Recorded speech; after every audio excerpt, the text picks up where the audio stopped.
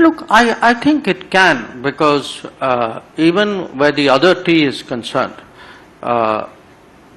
do recall that, I mean, within a month of the change in administration, we actually have conceptually an agreement that we will do a bilateral trade agreement, that we will find a fix which will work for both of us, because we have our concerns too. And it's not an open-ended process, because that's often the frustration of trade negotiations. You know, we did 4 years of talking in the first Trump administration. You know, they have their view of us, and frankly, we have our view of them. The bottom line is that a deal didn't get done.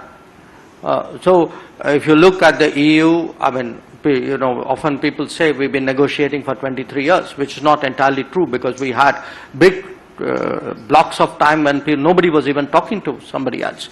But they have tended to be very protracted processes. This time around, we are certainly geared up for a very high degree of, I would say, urgency. I mean, we see a window here. We want to seize that window, you know. So our trade teams are ready to, you know, they're really charged up. And we have really, when I look at the trade teams, I mean, it's not my direct remit, but we have a lot to do with each other. I mean, these are people very much on top of the game, very sort of, I would say, ambitious about what they want to achieve. So we are trying to, in each case, to get the other side to kind of speed it up. Now, this is normally a complaint in the past which used to be made about us, that we were the guys slowing it down.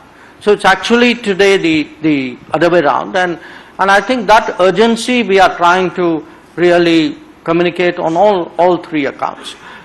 My sense is probably in terms of the other parties' response, at least so far the US has been fairly quick to respond to whatever has been tabled. But, you know, we'll now have to see after April 2nd how that picks up.